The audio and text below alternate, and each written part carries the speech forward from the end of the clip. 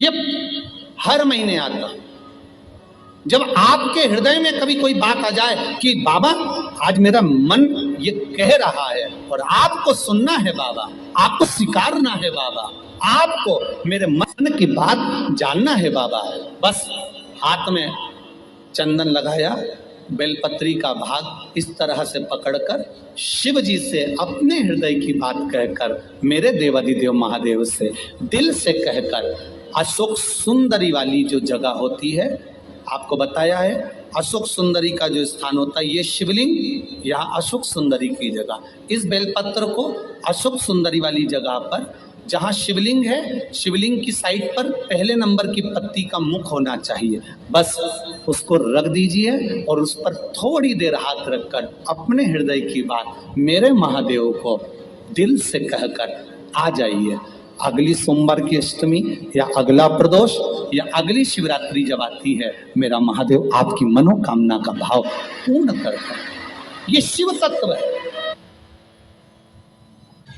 एक बात अपने जीवन में उतार कर रखिएगा, सोमवार की अष्टमी, शिवरात्रि या सोमवार, प्रदोष, बन सके तुम्हारे पास में शिवालय हो या बेलपत्री का वृक्ष हो, वहां दीप दान अवश्य करना चाहिए। अब एक बात का स्मरण आपको रहे थोड़ा सा, अगर किसी कामना के वश अगर हम दीप लगा रहे हैं या हमारे मन में कोई भाव उत्पन्न है और हम बाबा से कहना चाहते हैं कि बाबा मेरा ये कार्य है आप पूर्ण करिएगा, तो फिर शिव मंदिर में भी लंबी बाती का दीप आप प्रदोष या सोमवार की अष्टमी या सोमवार या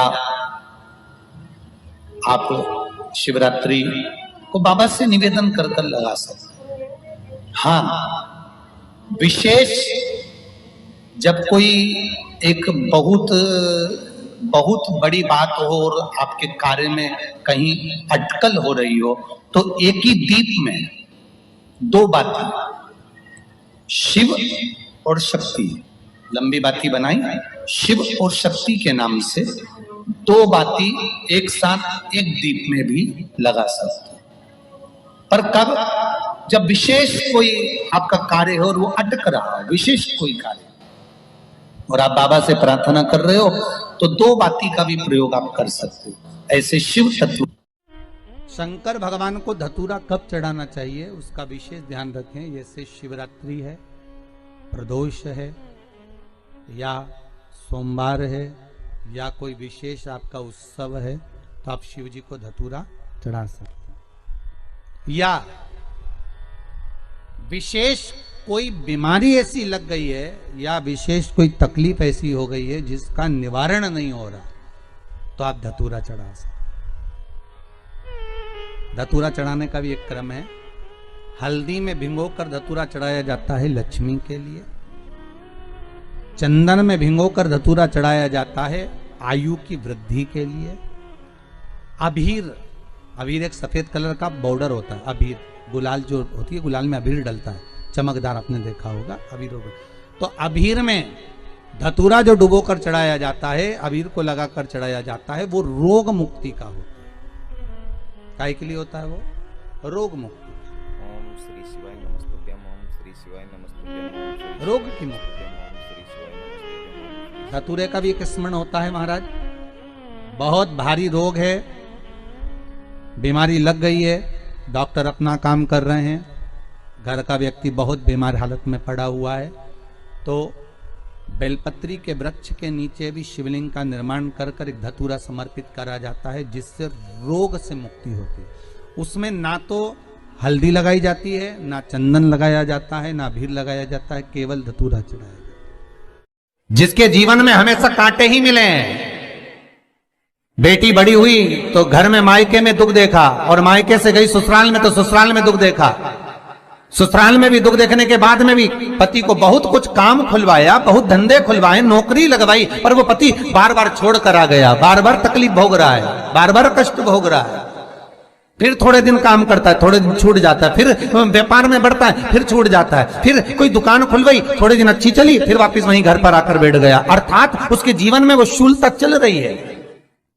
तो बाबा देवाधिदेव महादेव कहते हैं ये 3 घड़ी 3 पल 3 नक्षत्र 3 समय 3 दिन में जो शूल मुझे समर्पित करता है उसके जीवन से मैं शूल हटा देता हूं।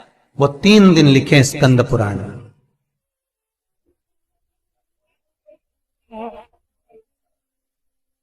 महाराज बैसाख महीने में जो प्रदोष आती है, बैसाख के महीने में बहुत ध्यान से सुनना भाई, जो अपनी जिंदगी से बहुत तंग आ गए हो, परेशान हो गए हो, कष्टमय जीवन जी रहे हो, बहुत दुखी हो गए हो, उनके लिए ये स्कंद पुराण का चरित्र फिर मिले ना मिले आप प्रेम से सुन लो भाव से। पहला बैसाख महीने की प्रदोष, चाहे वो शनिचरी प्रदोष हो, चाहे रविवार की हो, सोमवार की हो, मंगल की हो, बुधवार की हो, गुरुवार की हो, शुक्रवार की हो, शनिवार की हो, कोई भी वार की हो, पर बैसाख महीने की प्रदोष, प्रदोष काल में शाम का समय सूर्य डूब रहा हो, बस डूबा ही हो, और उस समय पर सूर्य के डूबन के तुरंत बाद बाबा को धतूरे के साथ में बेलपत्री ना चढ़ाते हुए बेलपत्री के वृक्ष के 7 कांटे बाबा के शिवलिंग पर समर्पित करे जाते हैं महाराज, अपनी जिंदगी में अड़चनों को हटाने के लिए। फिर आप जिस व्यापार में उतरे, जिस व्यवसाय में उतरे, जिस नौकरी में उतरे, आप दिल से करें, आपको तरक्की मिलेगी। आप हार नहीं सकते, नीचे नहीं आ सकते, उन्नति पर ही चढ़ेंगे। एक वैशाख मास की प्रदोष, दूसरा शिवरात्रि के दिन मध्याह्न का समय। महाराज जो बड़ी शिवरात्रि होती है माघ की, बड़ी शिवरात्रि के अंतर्गत मध्याह्न का समय, दोपहर के ठीक 12 बजे, चाहे फिर वो कोई भी दिन हो महाराज, शिवरात्रि जिस दिन पड़ रही हो,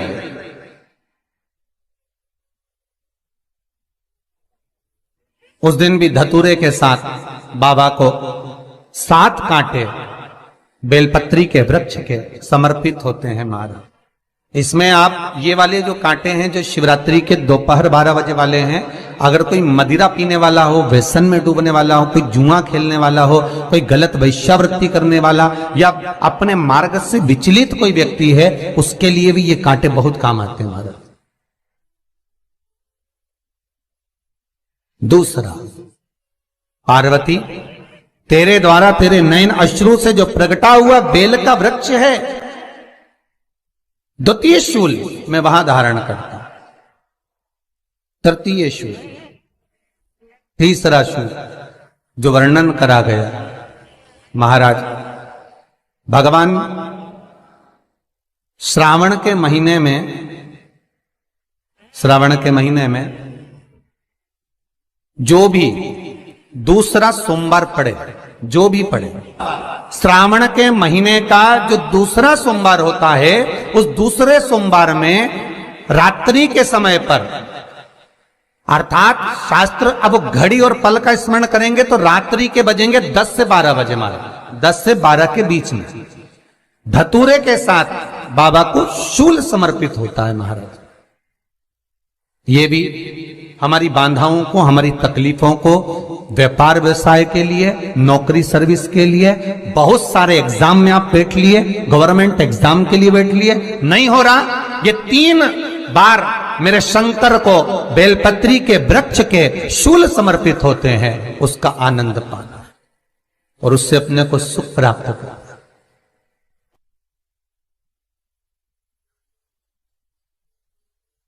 कि बाबा भोलेनाथ जी के नयन अश्रु से जो प्रकट हुआ वो रुद्राक्ष का पौधा है, माता पार्वती के नयन अश्रु से जो प्रकट हुआ वो बेलपत्री का पौधा है, और उमा और महेश, जिस महेश के वंशज है महेश्वरी, जिनकी 12 खाम प्रगटी है भगवान महेश के द्वारा, वो महेश और उमा उमा और महेश का जो चरित्र है कि उमा और महेश का जब प्रागट्य हुआ, उमा और महेश जब दोनों आनंद में विभोर होकर जब चलते हैं और दोनों के बैठने से तप मुद्रा से जो पौधा उत्पन्न होता है वो शमी का पौधा है। तो एक बात ध्यान रखिए, शिव जी के द्वारा जो निर्मित हुआ उसमें कोई शूल नहीं है, उसमें कोई कांटे नहीं है। पार्वती के द्वारा जो निर्मित हुआ बेलपत्री का पौधा, उसमें कांटे हैं। और पार्वती के मिलन से भी जो उत्पन्न हुआ है शंकर के साथ में, उसमें भी कांटे हैं। शमी के पौधे में भी कांटे, शमी के वृक्ष में भी कांटे।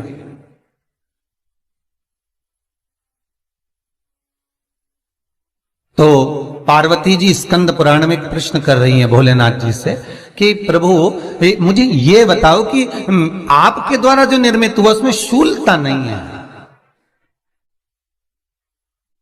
पर मेरे द्वारा जो निर्मित हुआ उसमें शूल क्यों आया है, उसमें कांटा क्यों आया है? थोड़ा सा माताओं, मेरी जीजियों, आपको थोड़ा बुरा तो लगेगा इस प्रसंग को सुनकर, पर लग जाए, पर आज कथा निकली है तो सुन लो है कि शिवजी जिस रुद्राक्ष को उत्पन्न कर रहे हैं उसमें शूलता नहीं है, पर पार्वती जी जो संग में मिली हैं उसमें भी शूलता है, और पार्वती के द्वारा जो प्रकट हुआ बेलपत्र उसमें भी शूलता है। तो भगवान महादेव बोलते हैं, पार्वती मैं तुझे कुछ कहूं और कहने पर तुझे तेरे हृदय में कोई बात चुभे, शूल लगे तो मुझे ठीक नहीं लगेगा। नहीं नहीं नहीं, आप कहिए प्रभु, मैं सुनने के लिए तैयार हूं, आप तो बोलो कि कारण क्या है।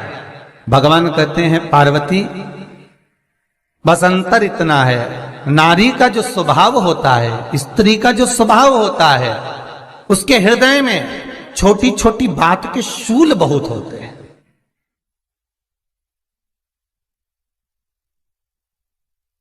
जेठानी ने ये कह दिया, देवरानी ने ये कह दिया, तुम्हारी मम्मी ये बोल दी, तुम्हारे पापा ने ये कह दिया, तुम्हारी बहनों ने ये कह दिया, तुम्हारे भाई ने ये कह दिया, तुम्हारे रिश्तेदार ने ये बोल दिया। ये नारी के भीतर ये शूलता रहती है। तो पार्वती जी बोली कि जितना तप आपने करा उतना तप मैंने करा, और जितनी साधना आपने करी उतनी साधना मैंने करी, और जितना आराधना दिल से आपने करी उतनी आराधना दिल से मैंने करी, फिर इसमें शूलता कहां से आ गई? भगवान शिव बोले, बस पार्वती बात इतनी सी है कि जब मैं आराधना करने बैठता हूं तो मेरी दृष्टि में सम्मुख में कुछ नहीं होता। जब मैं आराधना करने बैठता हूं तो मेरी दृष्टि में मेरे सम्मुख में कुछ नहीं होता कि कौन ने क्या करा है, कौन ने क्या बोला है, कौन क्या कर रहा है, उससे मुझे मतलब नहीं होता, उससे मुझे कोई मतलब नहीं। पर पार्वती जब तू आराधना करने भी बैठती है ना, तो तेरी चित्त वृत्ति में कहीं ना कहीं किसी ना किसी रूप में कोई शूल आ ही जाता है।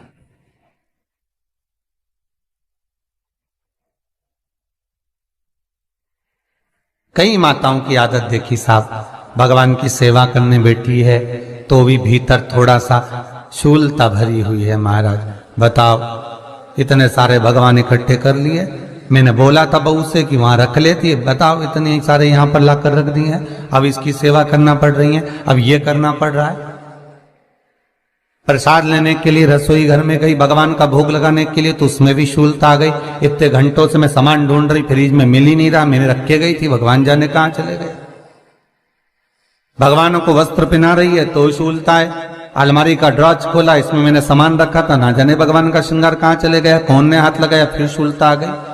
भोजन करने बैठे तो शूलता है, कोई कार्य के लिए जा रहे हो तो शूलता है।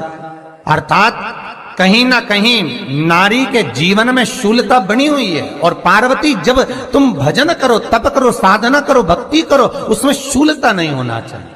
श्री शिवाय नमस्तुभ्यम, ओम श्री शिवाय नमस्तुभ्यम, ओम श्री शिवाय नमस्तुभ्यम, ओम श्री शिवाय नमस्तुभ्यम, ओम श्री शिवाय नमस्तुभ्यम, ओम श्री शिवाय। पार्वती जी ने कहा, भोलेनाथ तो क्या आप मुझे स्वीकार नहीं करेंगे बेलपत्री के रूप में? क्या मुझे स्वीकार नहीं करेंगे शमी पत्र के रूप में? पद्म पुराण, स्कंद पुराण, लिंग पुराण, नर्मदा पुराण और शिव महापुराण, ये सारी पुराणे वर्णन करती है। पार्वती जी का खंड आनंद वर्षित कर रहा है, वर्णन कर रहा है। पार्वती खंड वर्णन कर रहा है, सती खंड वर्णन कर रहा है, उमा संहिता वर्णन कर रही है।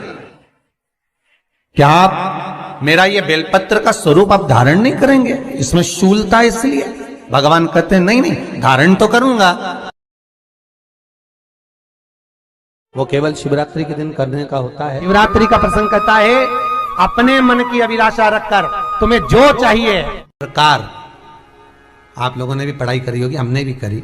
ऐसा रहता, उसमें नोक रहती है या पेंसिल उसमें भर देते हैं और उससे ऐसा पेज घुमा घुमा के उसको कस देते हैं। वो ऐसा रखते हैं, कॉपी पर ऐसा रखा जाता, फिर उसको ऐसा घुमाते घुमाते कि नहीं घुमाते?